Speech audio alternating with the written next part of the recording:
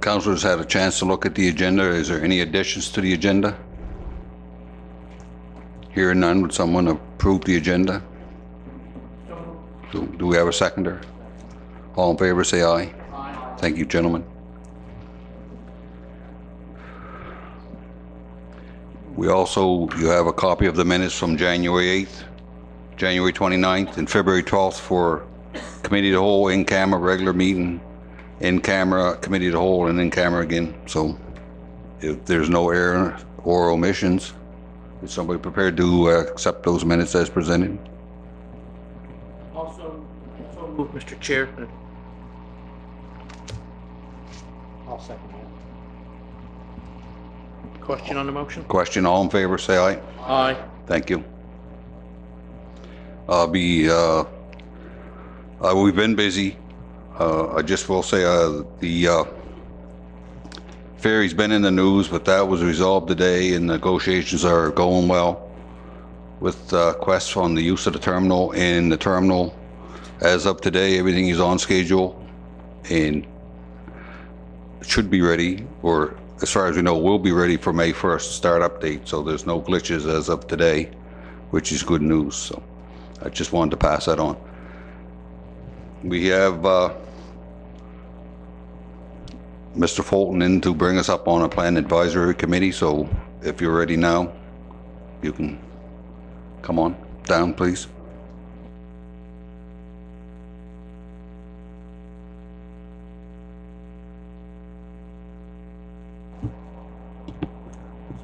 Excuse me, Mr. Warden, were you referring to the public hearings for the land use bylaw amendments? I'm sorry, yes, I was. Yes, okay, good. And I'm sorry, I confess, I ran up the house when I saw that it was snowing to get here, and I left my glasses at home, so I'm gonna, I'm gonna be, well, just any reading glass would work, I suppose. Oh, a magnifier would work, thank you very much.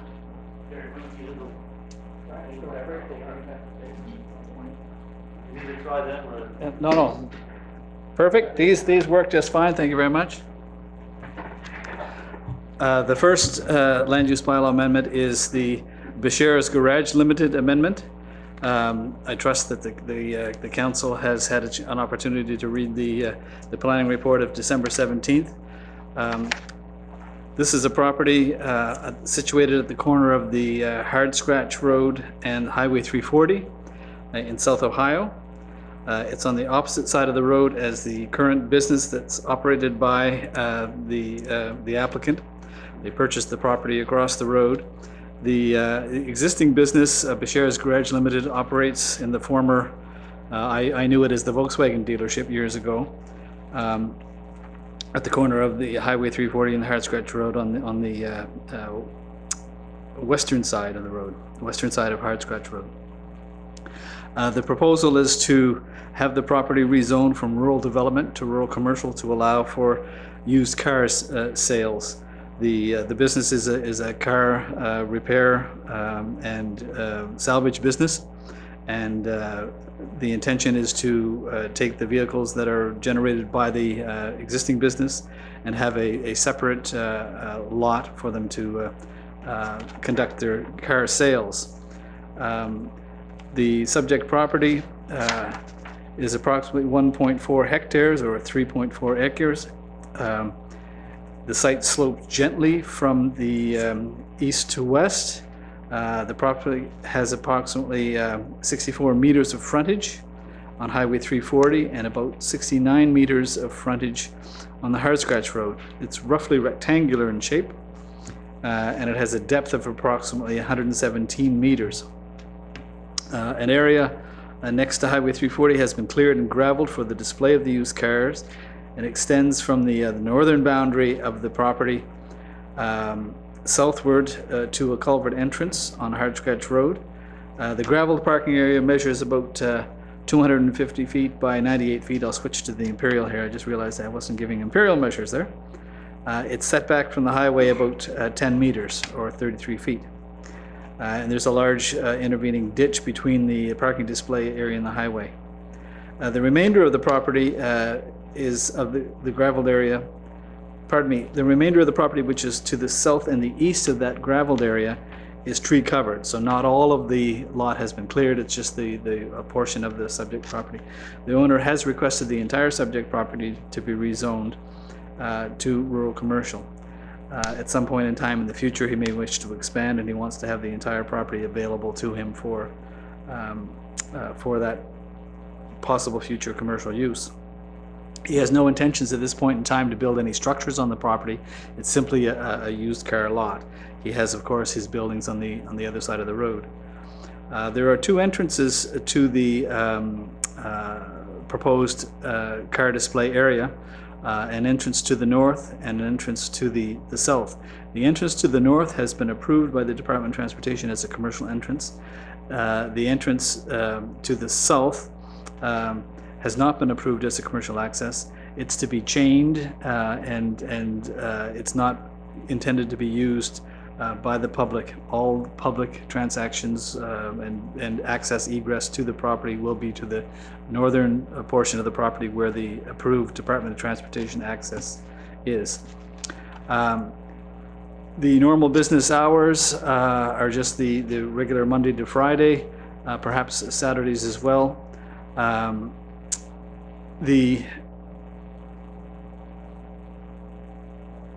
As I mentioned, pardon me, there are no intended buildings on the property, so it's a straightforward rezoning. In reviewing the criteria, it meets all of the requirements: the lot frontage, the lot area, the setback of the vehicles for display. It meets all the requirements of the land use bylaw. In the review, I won't go through all of the municipal planning strategy policies, but it meets all of the policies of the council when it comes to satisfying a rural commercial property. So I conclude that where it meets all the relevant policies, goals, and objectives of the municipal planning strategy and all of the provisions of the land use bylaw, I do recommend that the request be granted to rezone the property from rural development to rural commercial to enable the display and the sales of used cars on the property. My office didn't receive any inquiries from anyone, and I don't believe the development office nor the municipal office had any inquiries as well. Is that true? We didn't get. And this is a public hearing, but there is no public present. So what are the wishes of council? Councilor? Sure. Yes, I'll move that we accept the recommendation of our planner with regard to this property in rezoning it from a rural development to rural commercial to enable the storage, display, and sales of used automobiles on the property. Let's second that.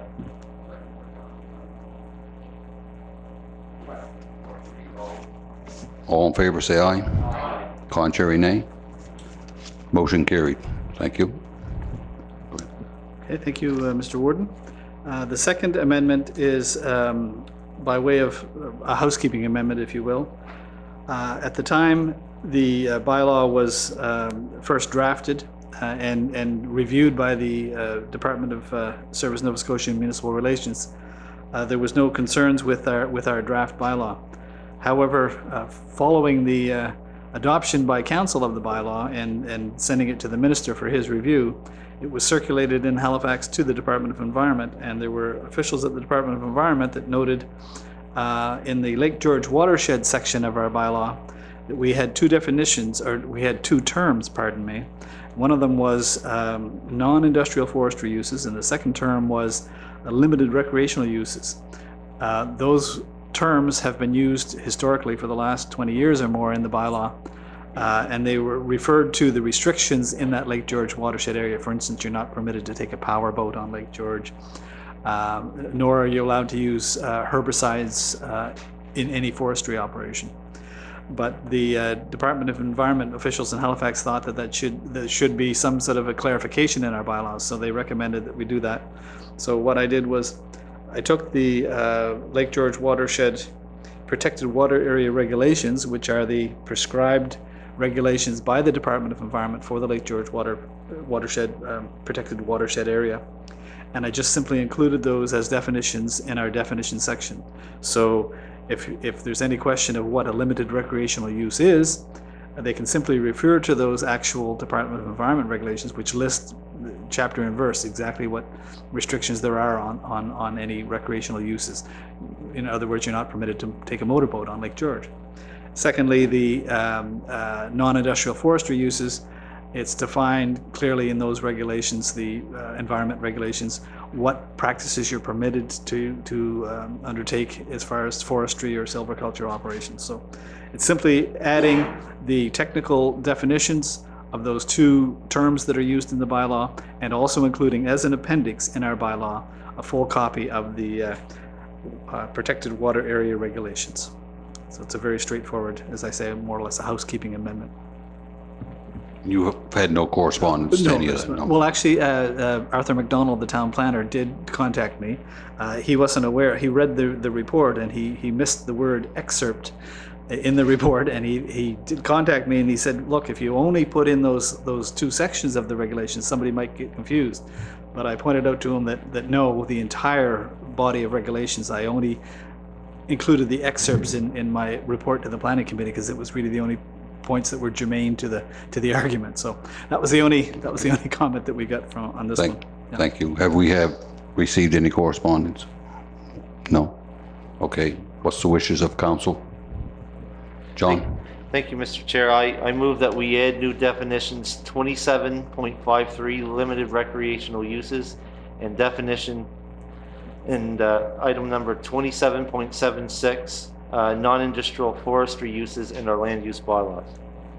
Thank you. Do we have a seconder? All in favor say aye. Aye. Contrary, nay. Thank you, councillors. Motion carried.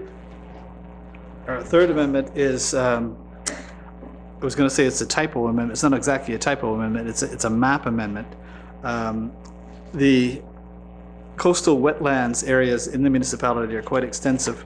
Coastal wetlands are the salt marshes and beach areas.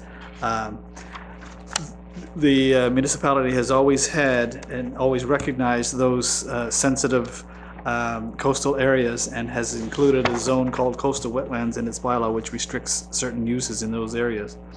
The coastal wetlands are determined by originally they were determined by hard copy maps that the planning technicians used. In later years there were digital files that were provided. When the maps were drafted by not the current planning technician, it was the planning technician we had for I think 2 or 3 months, Mr. Tyler Vino. He had produced this specific map. Anyway, in the course of the development officer doing his duties, an application came forward to build a summer residence in an area on the Chabot River, in this, which is on zoning map schedule H1. It was noted that there were a few minor errors in the map, and it showed coastal wetland areas where they should have actually been rural development areas. The coastal wetland areas are the low marshy areas, of course. If you have highlands, like the drumlins, that are above, considerably higher in elevations, they aren't a coastal wetland. They're, of course,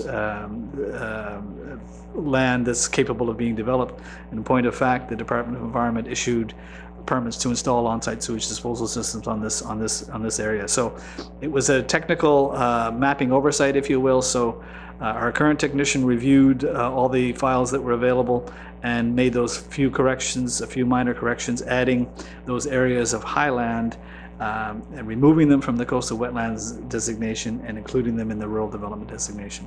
So it's just taking those areas that were inadvertently zoned coastal wetlands and including them in the correct zone, which is rural development. So it's a map amendment to Schedule H1 of the bylaw. Thank you. I have to ask a question. It's housekeeping, but you did not. Have you received any correspondence at all? No, no one. And has staff received any? Okay, councillors, what's the wishes of council? Councillor Cunningham? Yes, I move that we more accurately define the coastal wetland zone and the higher elevation in the rural development zone on Schedule H1 of the bylaw in our zoning maps. Thank you. It's been seconded by Councillor Churchill. All in favor say aye. Aye. Contrary, nay. Thank you, councillors. Motion carried. Move on now to Did you have anything else? I'm No, sorry, I- Brad. No, just if there's anything else that you Did, want before. any questions for Mr. Fulton while he's there before we move on? Okay. Thank you. Thank you. Good job. Thanks. Well, I couldn't have done it without leaving the flag.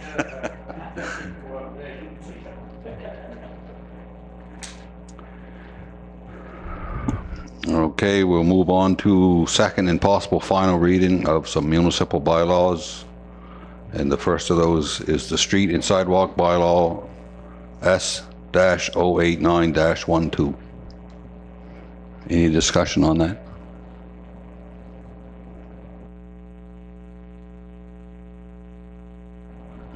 Hearing none, we need a motion to, I'm sorry, Councillor LeBlanc. I move to approve the second and possible final reading for municipal bylaw, street and sidewalk bylaw S-089-12. Thank you. Do we have a seconder for that? All in favor, say aye. Contrary, nay. Thank you. Motion carried. The second one is the tax reduction bylaw T-083-01. Councillor. Okay, I move to approve the second and final reading of municipal bylaw, tax reduction bylaw, T-083-01. Do we have a seconder for that? Do we have a seconder for that? Yes. Seconded by Councillor Churchill. All in favor, say aye. Contrary, nay. Thank you, councillors. And the third is the Wind Energy Development Bylaw, W-0106-11. I move to approve the wind energy development bylaw, second reading, repeal. Sorry. Yeah. Okay, move to repeal the wind energy development bylaw, W-0106-11. Thank you, councillor. Do we have a seconder for that? Seconded by Councillor Cunningham. All in favor, say aye. Aye. Contrary, nay. Motion carried. Thank you, councillors. We will now move down to, go ahead. If you don't mind, Warden, I just wanted to clarify for the public that was repealed because the regulations pertaining to wind development are already included in our land use bylaws, so that separate policy document is no longer required. Thank you for that clarification, Deputy Warden. Okay, we'll move on now to recommendations from the Bylaw and Policy Review Committee from February 12th, 2014. First would be a repeal, first reading of the Hebron Industrial Park Tax Exemption Bylaw H-064-02. I move to approve the first reading to repeal Hebron Industrial Park Tax Exemption Bylaw H-064-02 and proceed to second reading at the March 26, 2014 Municipal Council meeting. Do we have a seconder? Seconded by Councillor Cunningham. All in favor, say aye. Aye. Contrary, nay. Motion carried. Thank you, councillors. We'll move on to low income exemption policy L-068-09. I move to approve low income exemption policy L-068-09. Do we have a seconder? Seconded by Councillor Churchill. All in favor, say aye. Aye. Contrary, nay. Motion carried. Thank you, councillors. The next one is the check signing policy C-026-00. I move to approve check signing policy C-026-00. Do we have a seconder for that? Seconded by Councillor Churchill. All in favor, say aye. Contrary, nay. Motion carried. Thank you, councillors. And the last one is... No, no. Which one did we just repeal? I lost my place here. Check signing. Okay, yeah. Moving on to the courthouse key policy, C-028-02. I move to approve courthouse key policy C-028-02. Do we have a seconder for that? I'll second that, but is that not supposed to be a, Repeal? repeal?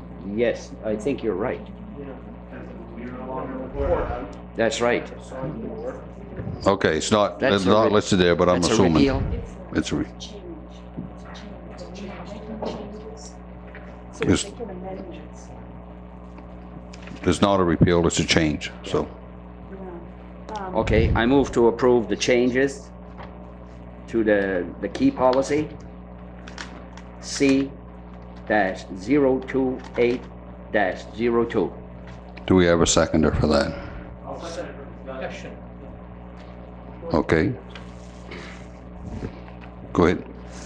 This policy here had to do with the doors on the courthouse building, which we are no longer in anymore or even own. And it even says here, full-time employees of the courthouse building must be eligible to sign out a key and stuff like that. It talks about that, and since we no longer own the building, I do have to say this should be we should be repealing this bylaw, from my understanding. Do we have the same, does all of us have the same information? It's my error. Okay. Okay, I just wanted to be clear on.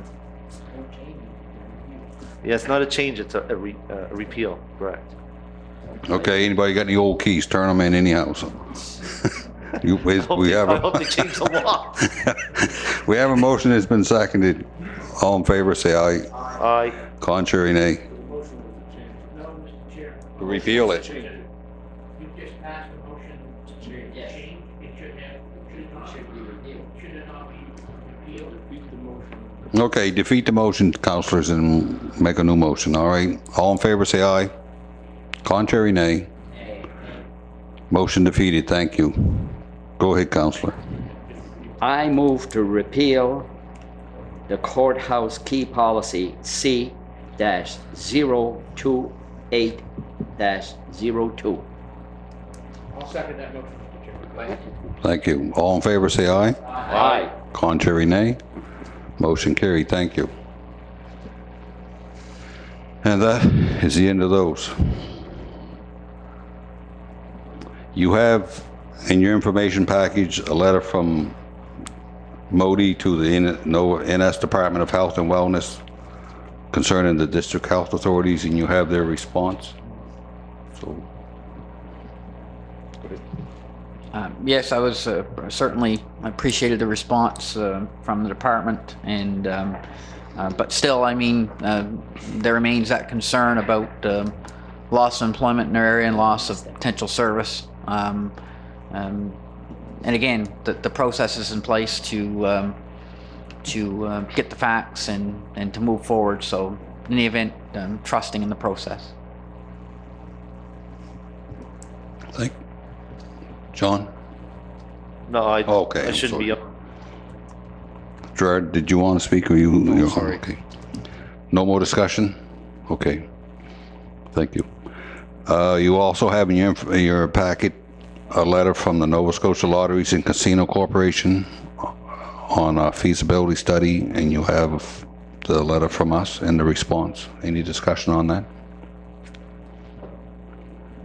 Go ahead, Councillor, Deputy Warden. Thank you, Mr. Warden. For those of us that have looked through that report, the report indicates that that the feasibility study did not turn out to be in favor of a casino. in our area, and I, for one, am not sad to see that happen. I think I just wanted to say for my colleagues that in the event we do explore something like that, I would really like to make sure that there's some analysis coupled with an economic feasibility analysis. I think there should always accompany that process with a social harms analysis, because I think a lot of communities get interested in the possibility of a certain revenue stream, but neglect to look at the social implications of that kind of business in the community. And those harms need to be calculated as part of that business planning process. So I just wanted to say that because I think that's really important, and it's something that bodies like ours forget or don't consider, and then and maybe it's a net loss in the end for a business like that if we don't think through some of those social harms that go along with those kinds of practices. So just wanted to say that. Thank you. Any further discussion? Okay, we'll move on to new business. You have it in front of you, the development report. Is someone prepared to move that we accept that? Unless you see any errors or any questions on it. Councillor Churchill. I move the approval of the January development report. Do we have a seconder for that? Also second, Mr. Chair. All in favor, say aye. Aye. Contrary, nay. Thank you. You have in front of you the cancellation of the March 12th Committee of the Whole meeting. That's for your, here, no discussion. That's for information, so. 7.3 is a grant request from the Bay of Fundy Sea Kayak Society. What's the wishes of council on that? Councillor Churchill? I just was wondering if we could move both 7.3 and 7.4 to budget time, unless they're both time sensitive.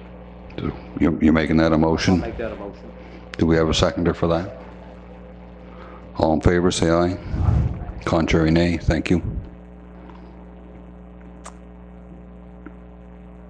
We have 7.5, a request to support the second phase of CBDC climate project. What's the wishes? Did you want to speak to that? Okay. Sure.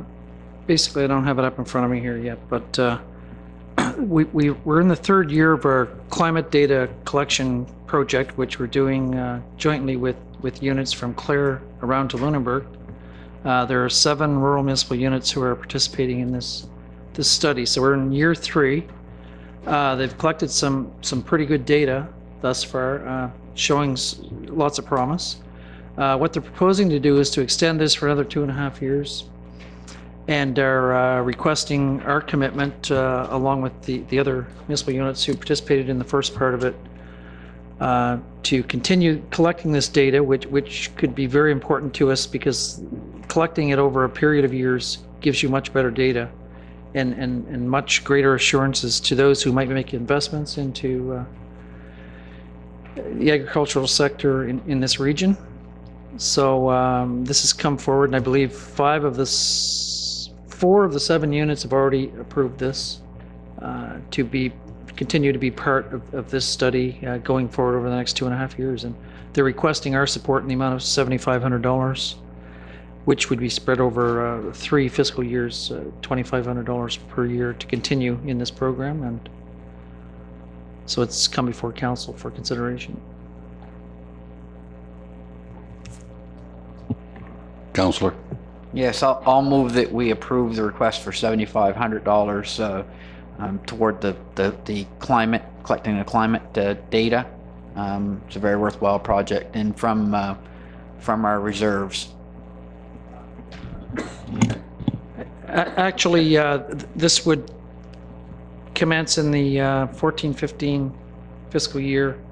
And the way we funded this in the last 3 years is we provided a $2,500 grant to this organization to carry this out And we would just pre-approve that out of the 14-15 grant budget.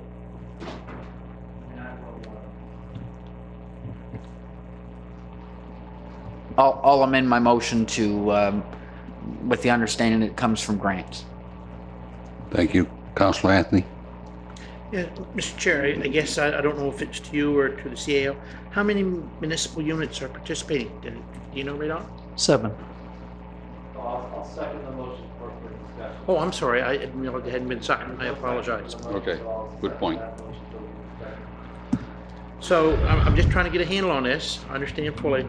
It goes from, it stayed in here, and that's up to, I apologize. Goes from Metagan to Chester, and there's how many participants? Is that all of them? There's more council or more municipal units than that. Just one moment. I think I can tell you.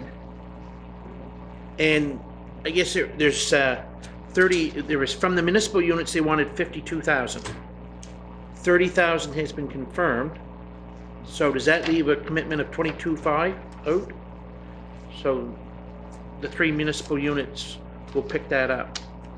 Yarmouth, Argyle, and Lunenburg. That 22, if we pay that 75. That's correct. It's 7,500 each. So there is some municipal units that aren't participating. I would say, looking at that off the top, there must be a few that are not. However, the ones that are not do not have the equipment, and they're not collecting the data in those particular areas.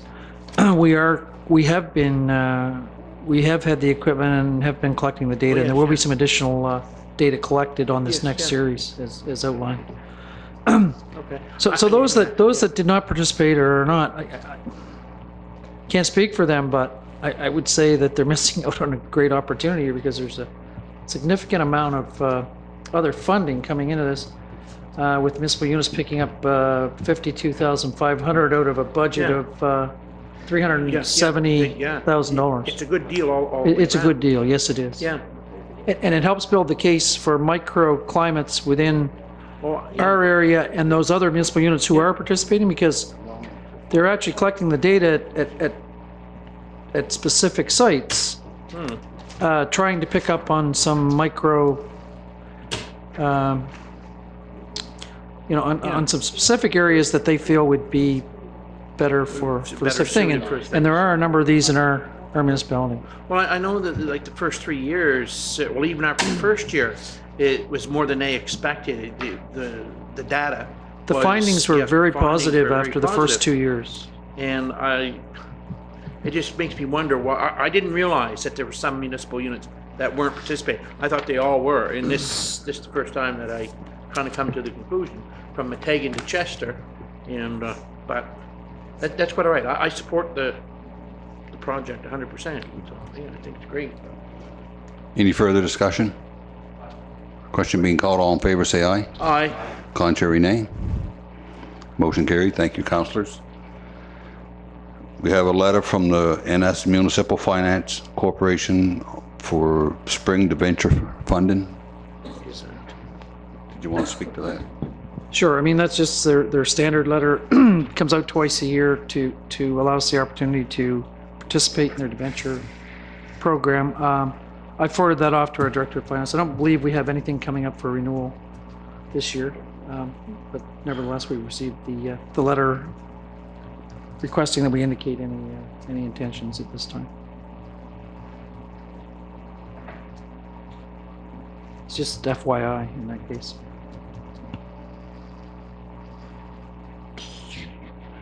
You have a petition from residents of the Greenville Road in your package. Go ahead. Right, that road has been a concern for a long time. We've had a group also petition to have sidewalks on the Greenville Road. I mean, my understanding, their understanding, everybody's shared understanding is traffic is going pretty fast in a residential area. And, this is the wishes of a good many people to have the speeds reduced in that area and have sidewalk in the area. I'm in favor of both those things. And I'd ask that we we forward this petition to Department of Transportation for their consideration, since it falls under their jurisdiction. Certainly with those pieces added into the correspondence that, we're supportive of the community's view. Councillor Anthony? Oh, I didn't, okay. Do we have a seconder for that motion? Okay, we have a motion, it's been seconded. Any further discussion? John, Councillor? Yeah, could I have a question answered here about when we put in a request to Department of Transportation for their consideration? If they decide that they're going to do it, does that mean we get the bill? No, in a case like this, we would simply advocate on behalf of the residents that have forwarded the petition to us, forward a copy of the petition to the department, and ask if they would look into the possibility of doing a traffic study there to determine whether the speed limits are appropriate. Oh, okay, cool. Just making clarification on that because, It's not like a traffic count where if we requested one, we would do that. We're just asking them to do a review of the speed limits on that particular highway. Yeah, they just feel it's a lot of people use it for a shortcut. It's 70 through some of it now, and they would like to see it reduced to 60. That has to be done from Bridgewater. So if the request is sent, they may approve it, they may not, but they'll make that decision. Any further discussion? Question being called, all in favor say aye. Contrary, nay. Motion carried. Thank you, gentlemen. We have an email from Transportation and Infrastructure Renewal, FYI, so any discussion on that? Councillor Anthony. Thank you, Mr. Chair. I believe it was last year I had requested or had made comments for the municipality to possibly do a traffic count on the highway, and I would say it's 230 or 203 going over to the lighthouse. 304. I knew I was in there somewhere with numbers. On 304, did the municipality, did we undertake that?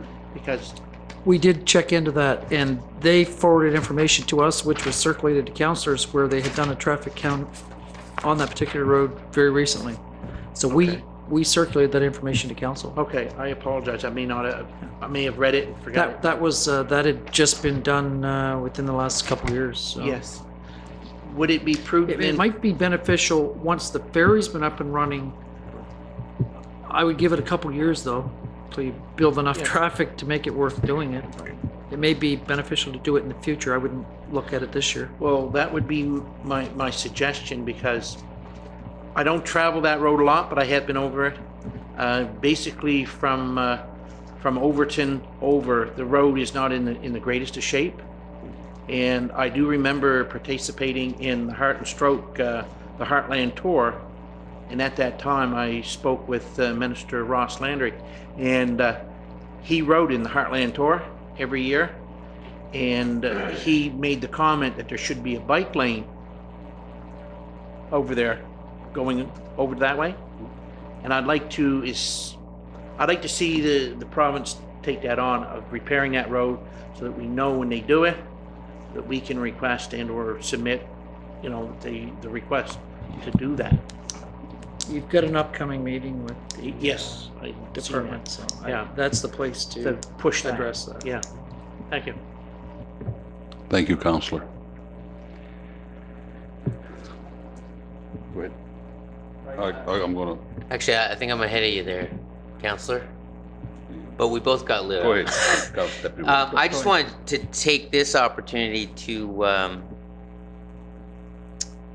this is the email regarding the traffic counts. Just to say that for those that may not be aware, the Lake George Road is facing a pretty terrible situation, as a lot of you are aware.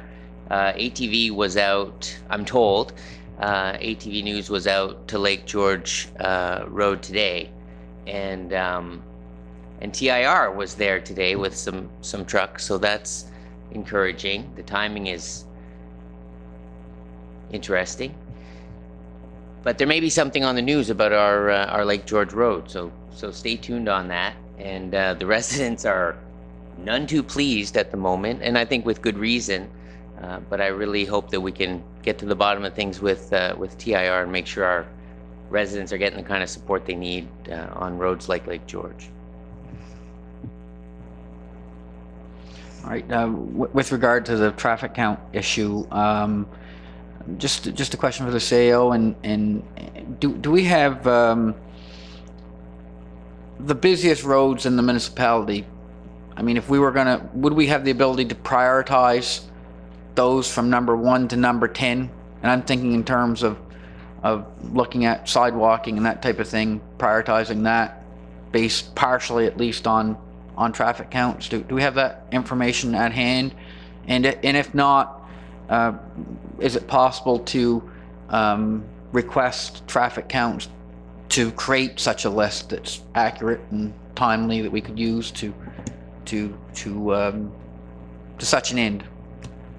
I think in most cases, the Department of Transportation Infrastructure Renewal would have traffic counts for most of those higher volume roads that would have been done in fairly recent past. An example was the road to the lighthouse. That had been done, I think, as recently as 2011. I'm thinking maybe even 12. And so some of those higher volume roads, they do take traffic counts on them fairly regularly because that figures into the overall provincial scheme when they're developing their 5-year plan. So in most cases, those would be done. Now, when it comes right down to looking at specifics and individual choices that we may want to consider, if that information weren't available at that particular time, I think then we would narrow down which ones obviously we're missing and maybe get those extra pieces, but that would be premature to just do a blanket coverage at any time. Yeah, and could I request that we have staff, not immediately, but over the next number of months, put together a list with perhaps the assistance of TIR of our, top 10 travel roads in terms of traffic counts? I think that would be useful information for all council. Thank you, council. You have in front of you your 5-year capital priority investment plan. What's the wishes of council? We need a motion to move forward with that.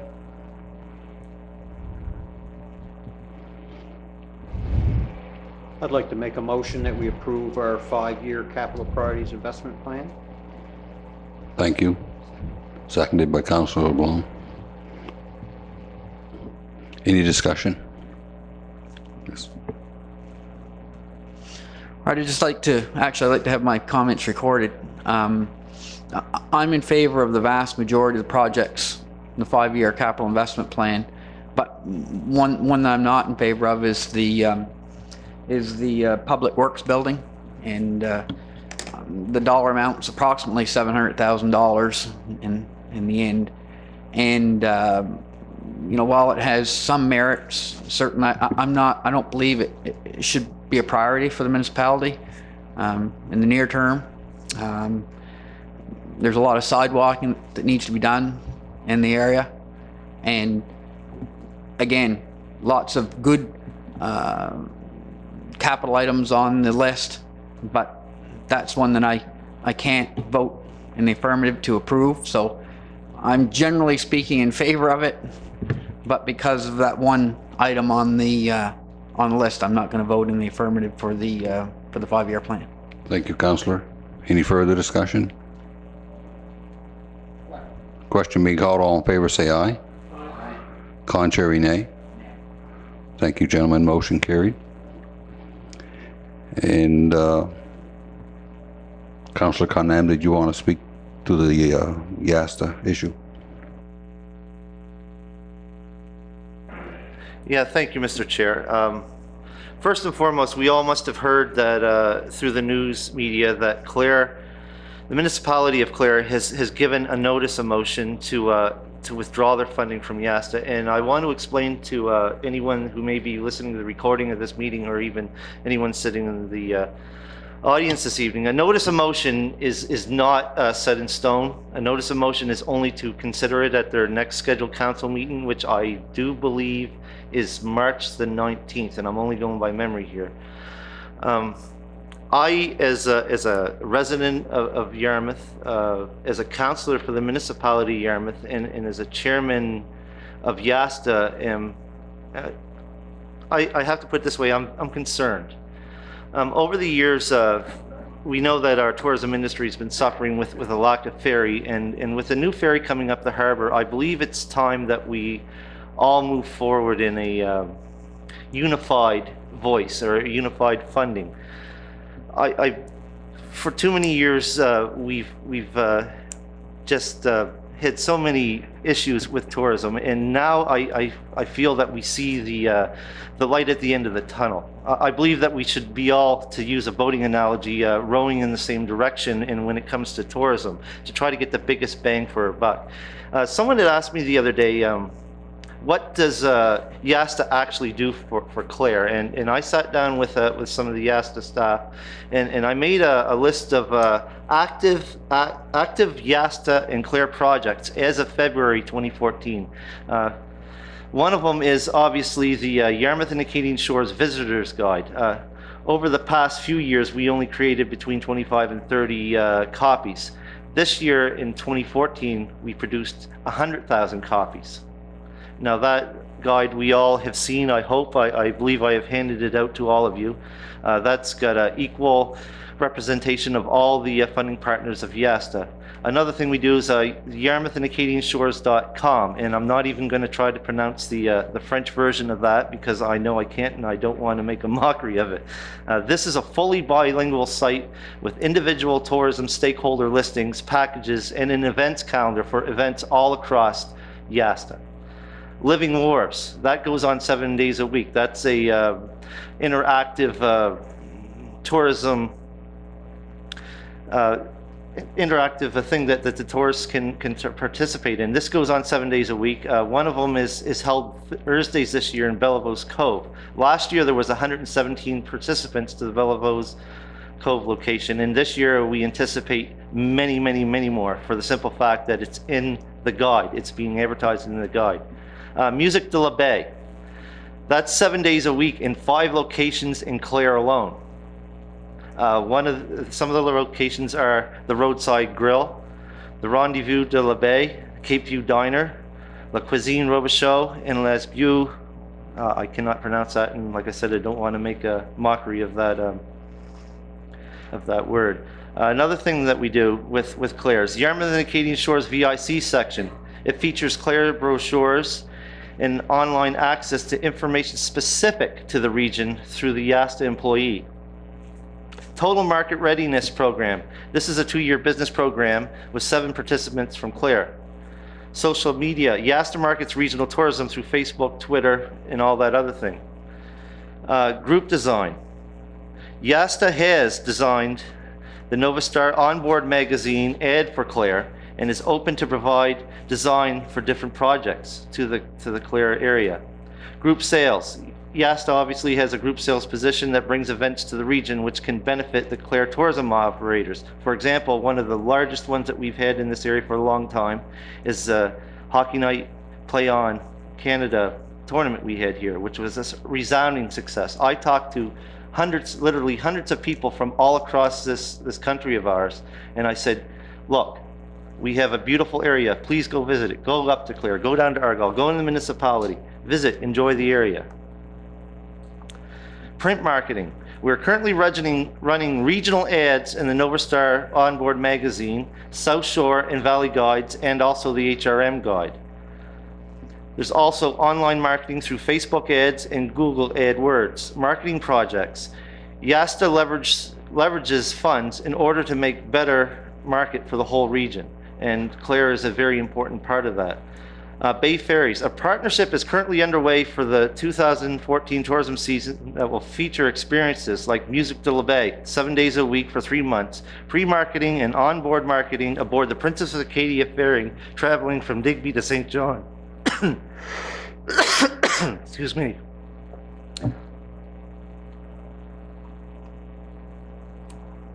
We're also working on providing visitor information to an onboard digital kiosk. I don't know what happened to my voice all of a sudden here.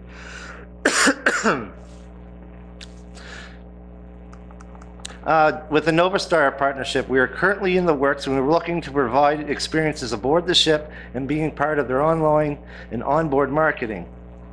Trade shows. YASTA in 2014 will be attending 3 trade shows this year: the Boston Globe, the Trade Show, AAA Foxborough Travel Show, and the Ottawa Travel Show. There's also FAM tours, which it's what we organize through various regional familiarization tours through the VI staff throughout all the region. One-on-one counseling and coaching. YASTA has helped many Clare businesses with creating experiences. Example is the June DeVoe Inspiration to Creation. Best of Yes. We all remember what Best of Yes. That was a promotion put on by Yarmouth and Acadian Shores that had many of those awards being handed out to businesses in Clare. And also we market regionally to travel writers. These are some of the things that YASTA currently does for just the Clare region alone. I did not list out all the other 3 funding municipalities because obviously I'd be talking here all night.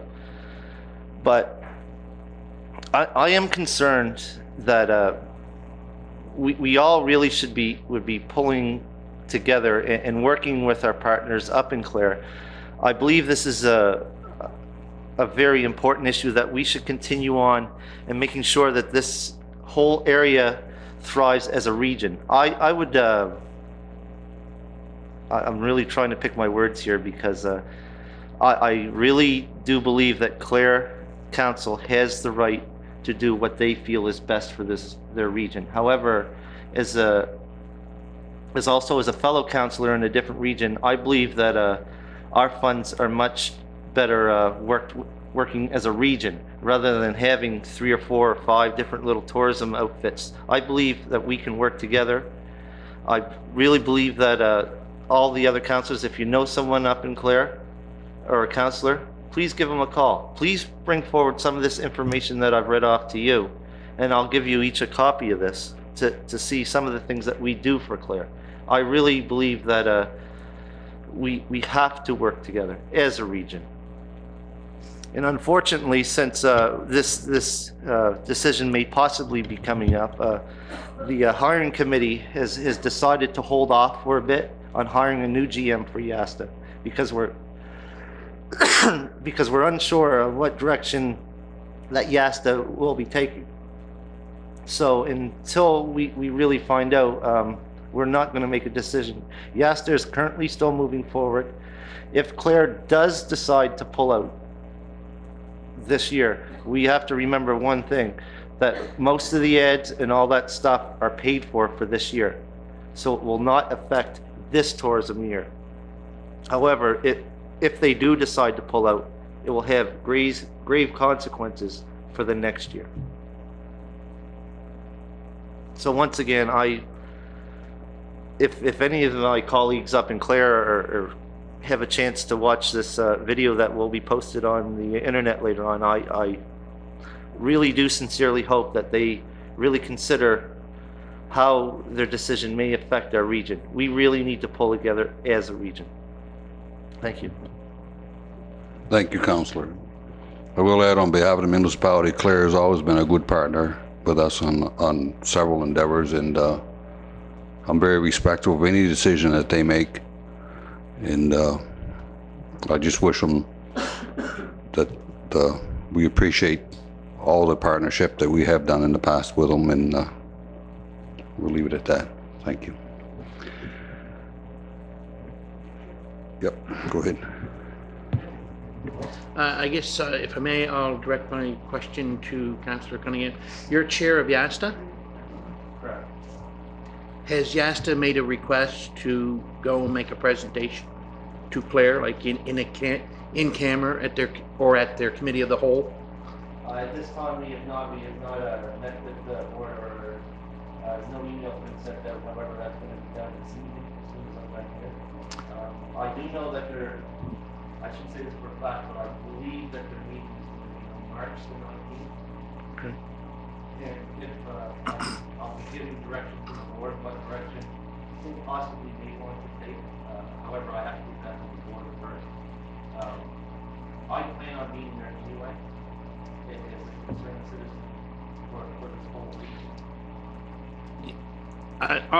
I'll support that. But I believe, as you explained here this evening, you have given each and every one of us councillors a good overview of what Yasta does for the whole region and what happens in Clare. This week, I had the opportunity to speak with the Minister of Environment. And in my last closing comments to him, because through regional chairs, which I sit on, we have some major concerns. And on regional chairs, we have coordinators. We have 7 coordinators for the province who have a lot of good ideas, and they're very bright people. And my last comment to the minister was, I would like to see the communication level come together with the coordinators of regional chairs and with the Department of Environment, because it's very important, and you've heard me speak about it before, communication is the key. And I find in today's society, and I'm not disrespecting it, but in today's society, this seems to be the way we communicate. That's not verbally. That's just emails and so on, and Twitter and all that. I think if a person can sit down with somebody and have a face-to-face conversation or discussion, you will get more. And I would strongly suggest, as a councillor for the municipality, that you request a meeting with Clare so that each and every one of their councillors can have an understanding and make their decision based on what Yasta does for the area. And I'll leave it at that. Thank you, Mr. Chair. Thank you. You have your, oh, sorry, Councillor. Just like to say, I think Councillor Anthony's comments are excellent. I would agree with him. Thank you, Ward. I'm just going to address this issue from the perspective of our new regional enterprise network, and going through that process, representing the municipality of Yarmouth on that liaison committee.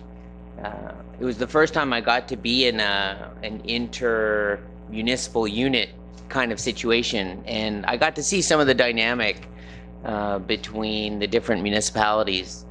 And I think it's important to consider. I know we all do recognize the value of Clare and the value of the Acadian culture as a really, really dynamic part of what we have to offer here in Southwest Nova.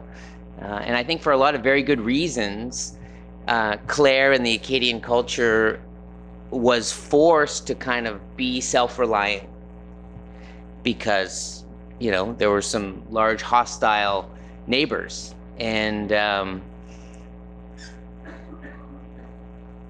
it can be really a challenge, I think, for a community that prides itself on that self-reliance and resilience, and that's one of their strengths. And I think that's why we see these innovative community-based solutions sort of happen in some of our Acadian communities, where we have the school at Paramba that has a childcare center in the school and a community-based auditorium in that same structure.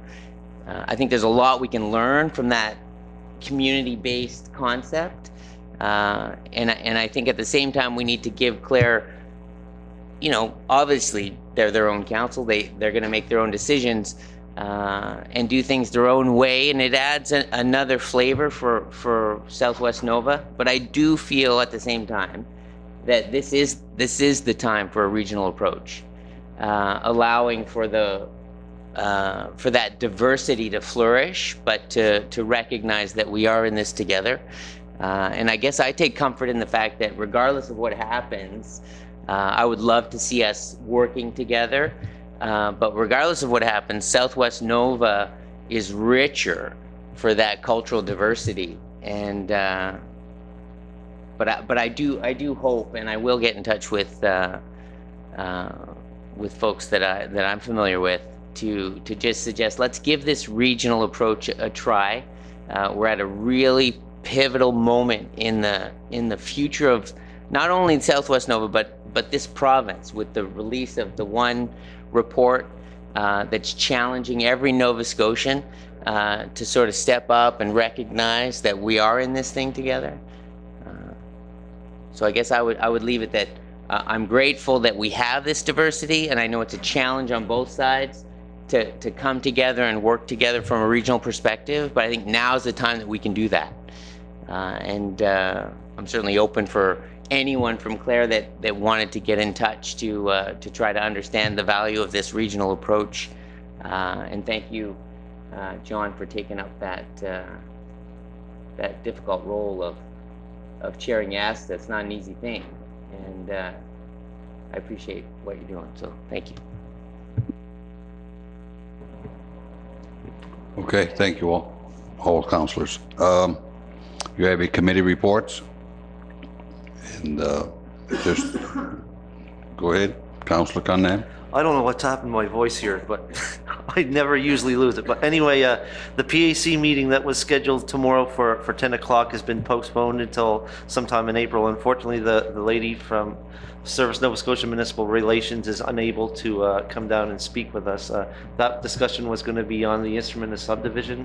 As soon as we get confirmation when the meeting is, I would certainly invite all councillors, not only the ones that sit on the PAC committee, but all councillors to join in on that meeting. It's going to be an open public meeting as per all PAC meetings. So that's the PAC meeting report I have. Thank you. Thank you, Councilor. You have your other reports there. If there's no questions for any of the reps that sat on there, you have the written reports. I don't think we have any recommendations from in camera, so we have to go back in camera. There was another item that wasn't on the agenda we need to discuss. And having said that, we need a motion for adjournment. And a second. All in favor, say aye. Thank you, gentlemen.